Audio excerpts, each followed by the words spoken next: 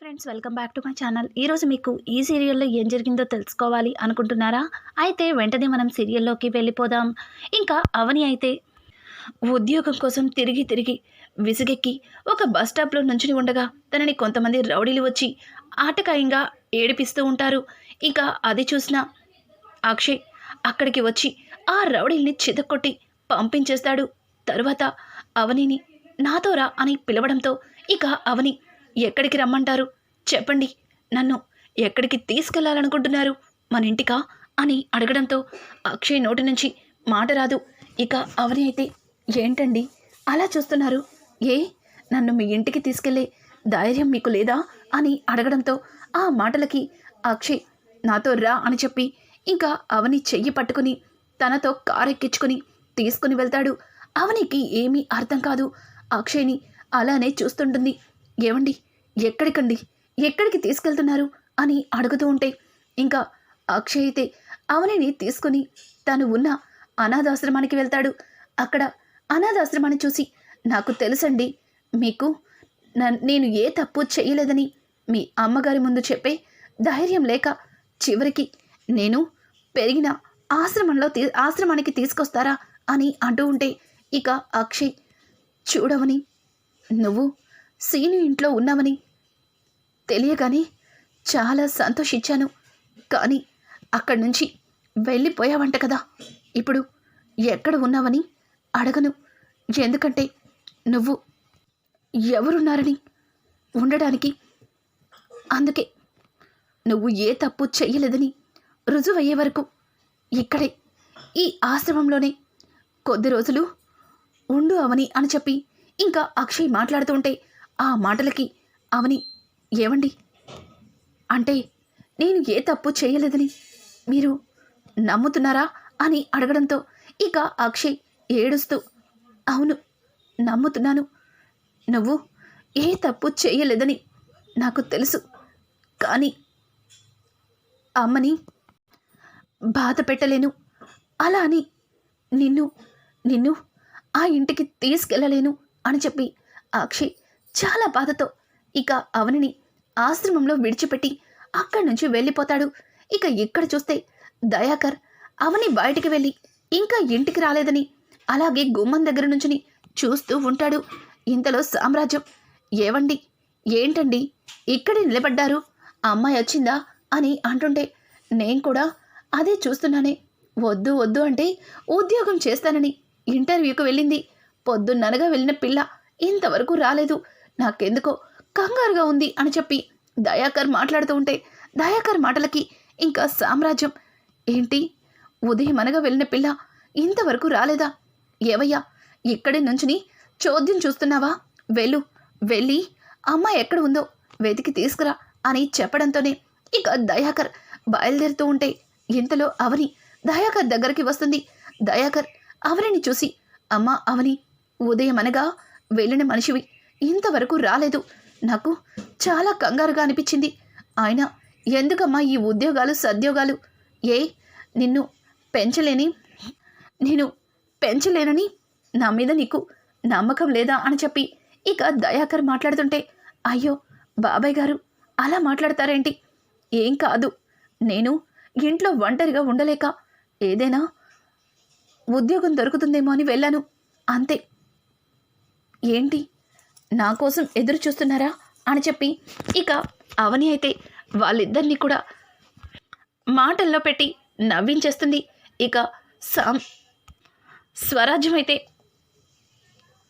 ఎక్కడ పుట్టావో ఎవరికి పుట్టావో తెలీదు, కానీ నిన్ను చూస్తుంటే నాకు చాలా ముచ్చటేస్తుంది, నువ్వు మాకు ఆ దేవుడిచ్చిన బిడ్డవి, పొద్దున్ననగా వెళ్ళావు, ఏం తిన్నావో ఏం లేదో, రా వేడివేడిగా వంట చేశాను, భోజనం పెడతాను అని చెప్పి అవనిని ఇక స్వరాజ్యం లోపలికి తీసుకెళ్ళి భోజనం వడ్డిస్తుంది. అవని అయితే స్వరాజ్యాన్ని చూసి చాలా సంతోషిస్తుంది. ఇక అనుకోకుండా అవనికి స్వరాజ్యం అలాగే దయాకర్ని చూసి వాళ్ళ అమ్మ మీనాక్షి గుర్తొస్తుంది. ఇంకా పల్లవి అలాగే చక్రధర్ ఇద్దరూ కలిసి అవనిని రోడ్డు మీద అవమానించిన సంగతి గుర్తు చేసుకుంటుంది. అమ్మా, నేను ఇట్లాంటి పరిస్థితిలో ఉన్నా ఇట్లాంటి పరిస్థితుల్లో ఉన్నప్పుడు నాకు నీ ఒడిలో తలపెట్టి నా బాధనంతా నీకు చెప్పుకోవాలని ఉందమ్మా. కానీ ఆ బాధని చెప్పుకోవడానికి మీరు నా దగ్గర లేరు. నన్ను వదిలిపెట్టి ఎక్కడికి వెళ్ళారో కనీసం భరత్ కూడా నాతో మాట్లాడాలని అనిపించలేదా అన్నట్టుగా ఇక అవని మీనాక్షి భరత్ల గురించి ఆలోచిస్తూ అన్నాన్ని కలుపుతూ ఉంటుంది. ఇంతలో స్వరాజ్యమైతే, అమ్మా అవని, భోజనం చేయమ్మా. నువ్వు దేని గురించో ఆలోచిస్తున్నావు, బాధపడుతున్నావని అర్థమైంది. నువ్వేమనుకోకపోతే నేను నీకు తినిపించచ్చా అని చెప్పి స్వరాజ్యం అడగడంతో ఒక్కసారిగా అవని కళ్ళల్లో నుంచి నీళ్లు పెట్టుకుంటుంది. పిన్ని అని అంటుంటే, అవునమ్మా, నిన్ను చూస్తుంటే నాకు కూడా నీలాంటి కూతురు నా కడుపును పుడితే ఎంత బాగుండేదో అనిపిస్తుంది. ఆ దేవుడికి మేమేం అన్యాయం చేశామో మాకు ఆ దేవుడు పిల్లల్ని ఇవ్వలేదు అని చెప్పి ఇక స్వరాజ్యమైతే తన చేతులతో అవనికి భోజనాన్ని తినిపిస్తుంటుంది. దయాకర్ అయితే చాలా సంతోషిస్తూ అవని తల మీద నిమురుతూ ఉంటాడు. ఇంకా ఇక్కడ చూస్తే పల్లవి అయితే అసలు ఆ అవని ఎక్కడికి వెళ్ళినట్టు ఆ సీనుగాడి ఇంటి దగ్గర నుంచి అవని ఎటు పోయింది అని చెప్పి ఇక పల్లవి ఆలోచిస్తూ ఉంటుంది. ఇంతలో భానుమతి పల్లవి దగ్గరకు వచ్చి, పల్లవి, ఏంటి అంతలా ఆలోచిస్తున్నావు?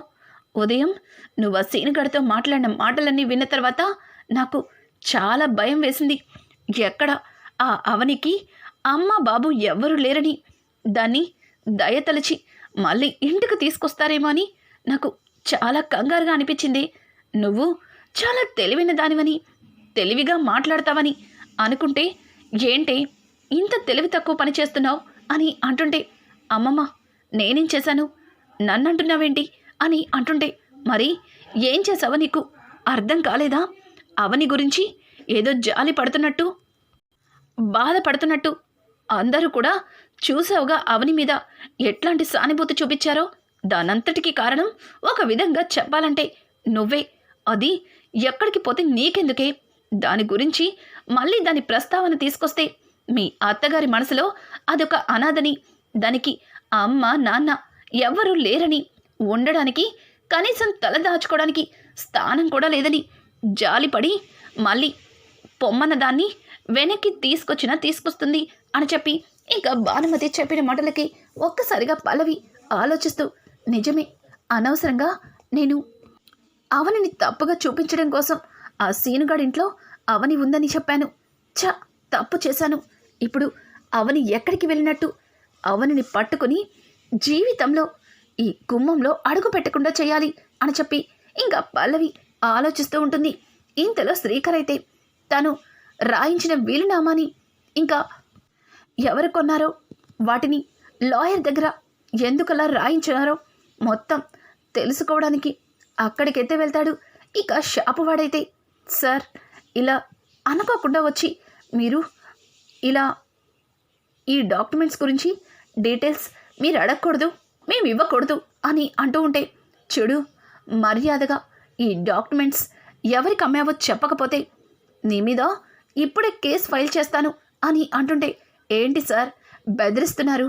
మీరేమన్నా పోలీసా ఏంటి అని అంటుంటే, నేను పోలీస్ని కాదు, క్రిమినల్ లాయర్ని. నీ మీద లేనిపోని కేసులని ఫైల్ చేపించి ఇప్పుడే నిన్ను అరెస్ట్ చేపిస్తాను అని చెప్పడంతో, సార్ మీకు పుణ్యం ఉంటుంది, పిల్లలు గలవాణ్ణి, అంత పని చేయకండి. మీకు ఇవే కదా, ఇదిగో ఇప్పుడే చెప్తాను అని చెప్పి ఇక ఫైల్ తీసి వాటిని కొన్నది పల్లవి చక్రధర్ అని చెప్పడంతో ఒక్కసారిగా శ్రీకర్ షాక్ అయిపోతాడు. అంటే ఇందులో మావయ్యకి కూడా భాగం ఉందన్నమాట. మావయ్య అలాగే పల్లవి కలిసే ఈ కుట్రని చేశారన్నమాట. ఇప్పుడు ఈ నిజాన్ని ఇంట్లో ఎట్లా చెప్పాలి? అలా చెప్తే ఖచ్చితంగా వదిన భయపడినట్టు కమల్ పల్లవిని బ్రతకనివ్వడు. ఉదయం సీనుగాడి ఇంట్లో వదిన ఉందన్న నిజం బయటపెట్టిన పల్లవి గురించి కమల్ చాలా సీరియస్ అయ్యాడు. ఇప్పుడు ఏం చేయాలబ్బా అని ఆలోచిస్తుండగా ఇక శ్రీకర్కి ఒక కాల్ వస్తుంది. ఆ కాల్ చూసి ఇప్పుడెవరబ్బా అన్వర్ నెంబర్ నుంచి అని చెప్పి ఇంకా కాల్ లిఫ్ట్ చేయడంతో అవని హలో శ్రీకర్ అని పిలవడంతో వదినా మీరా, మీకోసమే ఆలోచిస్తున్నాను వదిన. వదిన ఆ డాక్యుమెంట్స్ని కొన్నది పల్లవి అలాగే చక్రధర్ మావయ్య, వాళ్ళిద్దరే ఇదంతా చేశారు వదిన. కానీ ఈ నిజాన్ని అందరి ముందు ఎట్లా బయట పెట్టను? ఇది తెలిసిన మరుక్షణం మీరు నేను భయపడినట్టు కమల్ తన జీవితం గురించి కూడా ఆలోచించడు అని అంటూ ఉంటే దానికి అవని అయితే అవును అవును శ్రీకర్, నువ్వు చెప్పింది కూడా నిజమే. కమల్ ఏమాత్రం కూడా ఆలోచించడు. మా వదిన్ని ఇంతలాగా మోసం చేస్తావా, తన మీద ఇట్లాంటి అబండాలు వేస్తావా అని తరువాత కమల్ ప్రాణాలు తీయడానికి కూడా వెనకాడ్డు. ఒక్కసారి నీ లాయర్ బ్రెయిన్తో ఆలోచించు. నేను నీకు చెప్పాలా అని చెప్పడంతో నాకు తెలుసుదినా, నువ్వు తిరిగి మళ్ళీ రాజేంద్ర ప్రసాద్ గారి ఇంట్లో, అదే మన ఇంట్లో ఎట్లా అడుగు పెడతావో చూస్తుంటావుగా. నిన్నే దగ్గరుండి పల్లవి అలాగే చక్రధర్ మావయ్య ఇద్దరూ కలిసి ఇంటికి తీసుకొచ్చేలా చేస్తాను అని అంటూ ఉంటే ఇక అవని అయితే చూడు చూడు శ్రీకర్, అది నువ్వు అనుకున్నంత ఈజీ కాదు. నువ్వు పెట్టుకున్నది పల్లవితో, తను ఎట్లాంటిదో ఈ పాటికే నీకు తెలుసుంటుంది అని అంటుంటే వదినా, పల్లవితో నేను పెట్టుకోవడం కాదు, ఈ శ్రీకర్తోనే పల్లవి ఎందుకు తలపడ్డానా అని తనకి తను ధైర్యం చెప్పుకోవాలి. ఇక చక్రధర్ మావయ్య మంచితనమనే ముసుగుతో నిన్ను ఎట్లా మాయ చేశాడో, అలాగే తండ్రి కూతుర్లిద్దరూ కలిసి నీ మీద ఎట్లాంటి కుట్రలు చేశారో అన్ని సాక్ష్యాలు నా దగ్గర ఉన్నాయి. వాటన్నింటినీ అడ్డం పెట్టుకుని వాళ్ళంతటి వాళ్ళే నిన్ను తిరిగి ఇంటికి తీసుకొచ్చేలా చేస్తాను. అలాగే నువ్వు ఏ తప్పు చేయలేదని ఇంట్లో అందరూ కూడా నమ్మేలా చేస్తాను అని అనుకుంటూ అక్కడి నుంచి శ్రీకర్ ఇక కాల్ కట్ చేసి ఇంటికైతే బయలుదేరతాడు. ఇక ఇంట్లో అయితే శ్రియ తను అచ్చం అవనిలాగానే ఇంట్లో అందరి అవసరాలని తీరుస్తూ అందరికీ దగ్గరవుతూ ఉంటుంది. ఇది చూసిన పల్లవి ఇదేంటి అవని స్థానాన్ని భర్తీ చేస్తుంది, ఇది కనుక ఇట్లాగే అందరికీ దగ్గరైపోతే తర్వాత ఇక అందరూ కూడా అవనిని మర్చిపోతున్నట్టు నన్ను కూడా మర్చిపోతారు. లేదు ఏదో ఒకటి చెయ్యాలి, అవనిని ఇంటి నుంచి పంపించేసినట్టే దీన్ని కూడా ఏదో ఒకటి చేసి ఇంటి నుంచి పంపించేయాలి అని చెప్పి ఇక పల్లవి ఆలోచిస్తూ ఉండగా ఇంతలో ఆరాధ్య అయితే ఒక దగ్గర కూర్చుని ఏడుస్తూ, ఇంకా శ్రీకర్ అయితే ఇంటికి వెళ్ళేసరికి పల్లవి శ్రీకర్ని అనుమానంగా చూస్తుంది. ఇక శ్రీకర్ పల్లవి దగ్గరకు వచ్చి ఏంటి పల్లవి అంతా అనుమానంగా చూస్తున్నావు, ఏమైంది అని అడగడంతో దానికి అదేం లేదు బావా, నువ్వు మొన్న ఇంటి డాక్యుమెంట్స్ని తీసుకున్నావు కదా, దాని గురించి ఏం తెలిసింది అని చెప్పి పల్లవి అయితే అమాయకంగా శ్రీకర్ని అడుగుతూ ఉంటుంది. చెప్తాను పల్లవి చెప్తాను, కానీ ఇక్కడ కాదు, నేను ఆ డాక్యుమెంట్స్ రాసిన. ఇంకా శ్రీకర్ అయితే లాయర్ దగ్గరికి వెళ్తానని చెప్పేసరికి పల్లవి భయపడుతూ ఈ విషయాన్ని ముందు డాడ్కి చెప్పాలని చెప్పి ఇక వెంటనే అక్కడి నుంచి ఇంకా చక్రధర్కి అయితే కాల్ చేస్తుంది. చక్రధర్ ఏమైంది బేబీ, ఎందుకంత కంగారు పడుతున్నావు అని అంటుంటే డాడ్ ఆ డాక్యుమెంట్స్ అయితే కాల్ చేశాను, కానీ శ్రీకర్ బావ లాయర్ దగ్గరికి వెళ్తా అంటున్నాడు, నాకెందుకో కంగారుగా ఉంది. ఇప్పుడు కనుక శ్రీకర్ బావ లాయర్ని కలిస్తే తర్వాత ఇదంతా చేసింది మనమేనని ఆ లాయర్ నిజం చెప్పేస్తాడు. ఇక శ్రీకర్ బావ ఆ సాక్ష్యాన్ని తీసుకొచ్చి అందరి ముందు పెడతాడు. ఇప్పుడు నేనేం చేయాలి అని అంటుంటే బేబీ కూల్గా ఆలోచించు, ఖచ్చితంగా ఏదో ఒక సొల్యూషన్ దొరుకుతుంది అని అంటుంటే డాడ్ ఇప్పుడు ఆలోచించే టైం లేదు, ముందు అర్జెంటుగా మనం ఆ లాయర్ దగ్గరికి వెళ్ళాలి, వాణ్ణి ఏదో ఒకటి చేసి అక్కడ లేకుండా చేయాలి అని చెప్పడంతో ఇక పల్లవి అలాగే చక్రధర్ ఇద్దరూ కలిసి లాయర్ దగ్గరికి వెళ్తారు. లాయర్ చక్రధర్ని పల్లవిని చూసి మళ్ళీ ఎందుకు వచ్చారు, ఇప్పటికే మీ వల్ల నేను చిక్కుల్లో ఇరుక్కున్నాను, మళ్ళీ నన్ను ఏం చేయాలనుకుంటున్నారు అని అంటుంటే చూడు మేమిక్కడికి వచ్చింది నిన్ను సేవ్ చేయడానికే. మేము చెప్పినట్టుగా చేస్తే నీకు ఎట్లాంటి ప్రాబ్లం రాదు అని చెప్పడంతో ఆ మాటలకి లాయర్, చూడండి ఇప్పటికే మీరు చెప్పినట్టుగా వీలునామాని మార్చి రాసినందుకు అవని గారు నన్ను ఇష్టం వచ్చినట్టు మాట్లాడారు. ఇప్పుడు మీరు మరొక అబద్ధాన్ని ఆడమంటున్నారు. మీకు ఒక నమస్కారం, మీ డబ్బు వద్దు, మీరు వద్దు, వెళ్ళండి వెళ్ళండి ఇక్కడి నుంచి అని చెప్పి ఇంకా లాయర్ అయితే చక్రధర్ని పల్లవిని అక్కడి నుంచి వెళ్ళిపోమంటుంటే ఇక చక్రధర్ చాలా కోపంగా అక్కడే ఉన్న ఒక కత్తిని లాయర్కి గట్టిగా గుండెల్లో పొడుస్తాడు. అది చూసిన పల్లవి షాక్ అయిపోతుంది. డాడ్, ఏం చేస్తున్నావు డాడ్ అని అనడంతో, సారీ బేబీ, ఇప్పుడు ఇలా చెయ్యకపోతే తర్వాత వీడి వల్ల మనకి చాలా ప్రాబ్లమ్స్ ఎదురవుతాయి అని చెప్పి ఇంకా చక్రధర్ పల్లవితో చెప్పి లాయర్ని చంపేస్తాడు. ఆ తర్వాత వాణ్ణి అక్కడి నుంచి మాయం చేయమని తన మనుషులకి కాల్ చేసి చెప్పడంతో తన మనుషులు కూడా అక్కడికి వస్తారు. ఇక వీళ్ళకి తెలియని విషయం ఏంటంటే అదంతా కూడా వీడియో తీస్తాడు. ఇక పల్లవి చక్రధర్లు లోపల నుంచి బయటికి రావడంతో వాళ్ళకి ఎదురుగా శ్రీకర్ అయితే వస్తాడు.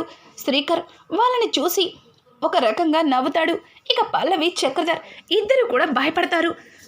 పల్లవి అయితే డాడ్, శ్రీకర్ బావా అని అనడంతో ఇంకా చక్రధర్ అయితే, బేబీ నువ్వు టెన్షన్ పడకు, నేను మాట్లాడతాను కదా అని చెప్పి, ఏంటల్లుడు ఇలా వచ్చావు అని అంటుంటే, రావడమే కాదు ఇక్కడ జరిగిందంతా కూడా చూశాను అని చెప్పడంతో ఇంకా వెంటనే పల్లవి, ఏం చూసావు బావా అని చెప్పి భయపడుతూ ఇంకా శ్రీకర్ని అడుగుతుంది.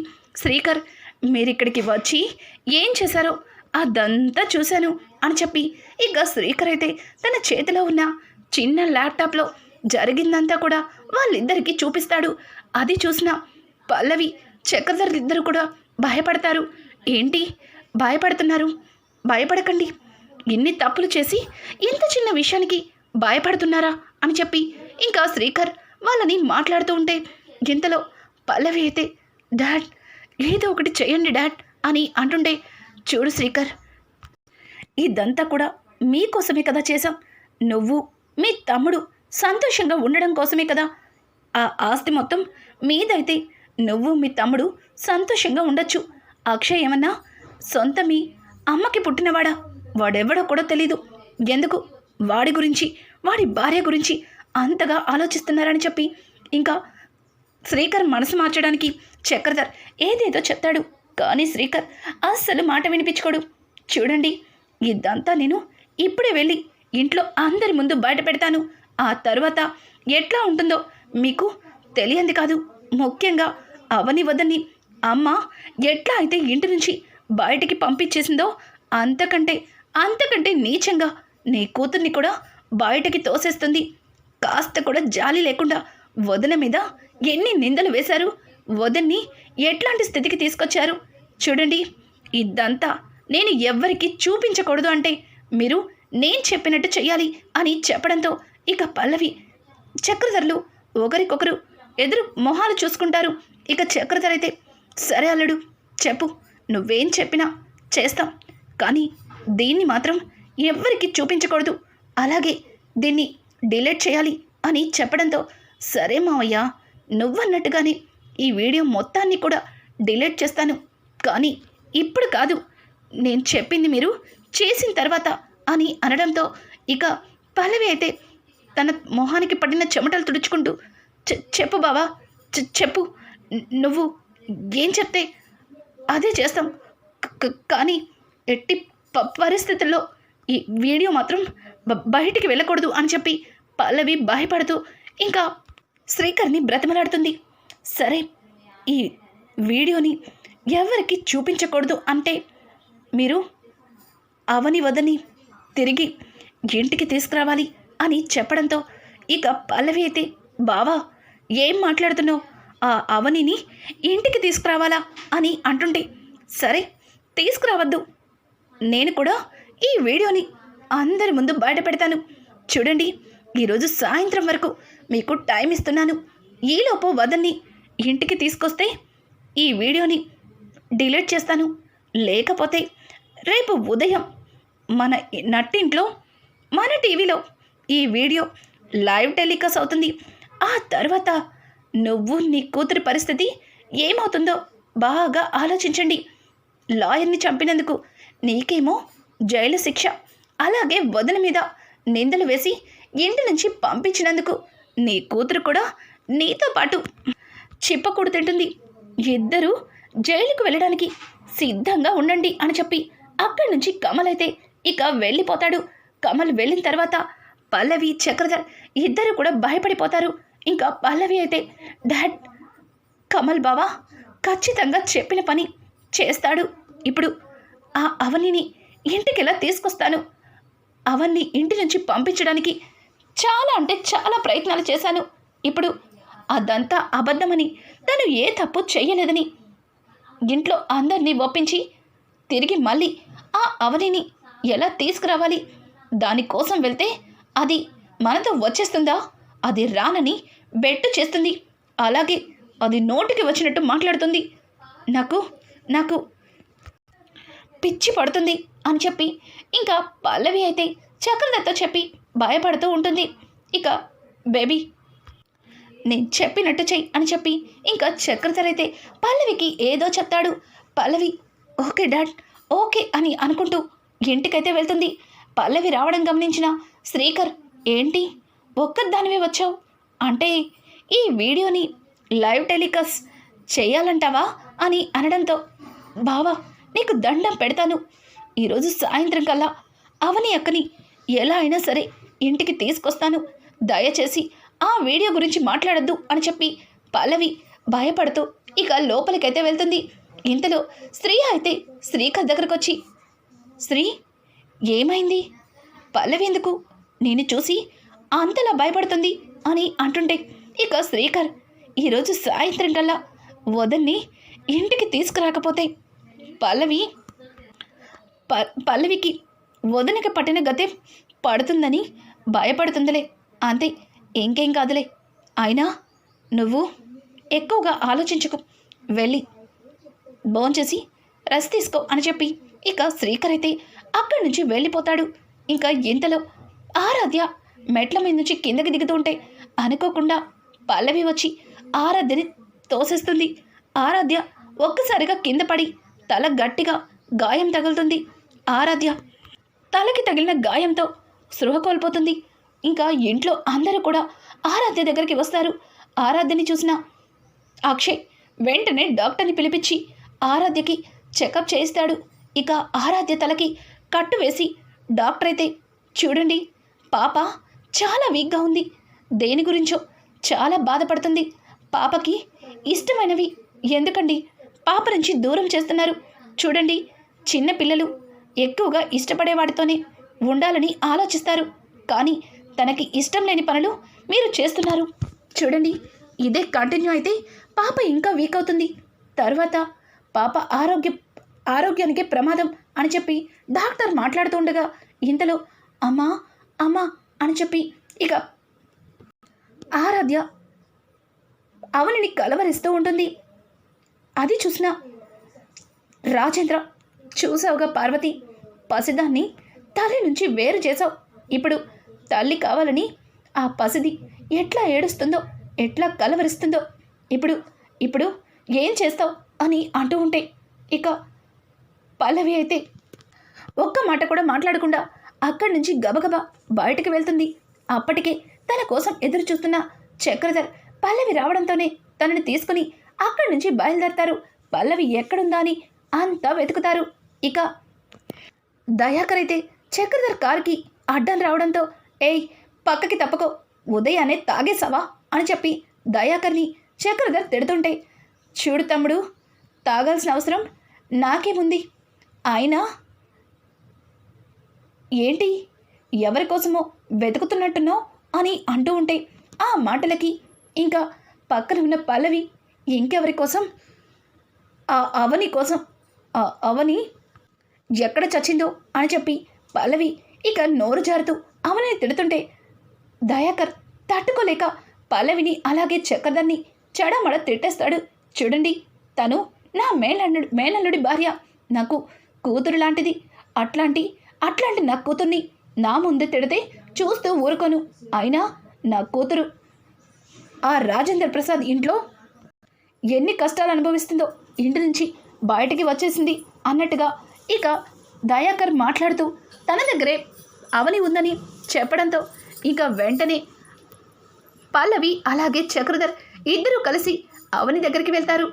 అవనిని రమ్మని పిలుస్తారు. అవని అయితే నేనెందుకు రావాలి అని చెప్పి బెట్టు చేయడంతో ఇక పల్లవి సరే రావద్దు, మా కోసం రమ్మని నిన్నేం పిలవట్లేదు, అక్కడ నీ కూతురు చావు బతుకుల మధ్యలో ఉంది, నువ్వు తన కోసమన్నా వచ్చి తీరాలి అని చెప్పడంతో ఇక ఆరతి కోసం అవని పల్లవి అలాగే చక్రధర్తో ఇంటికైతే వెళ్తుంది. రానున్న ఎపిసోడ్స్ మరింత ఇంట్రెస్టింగ్గా మారబోతున్నాయి. ఈ వీడియో మీకు నచ్చినట్టయితే లైక్ చేసి సబ్స్క్రైబ్ చేసుకోవడం మాత్రం మర్చిపోకండి. Thanks for watching.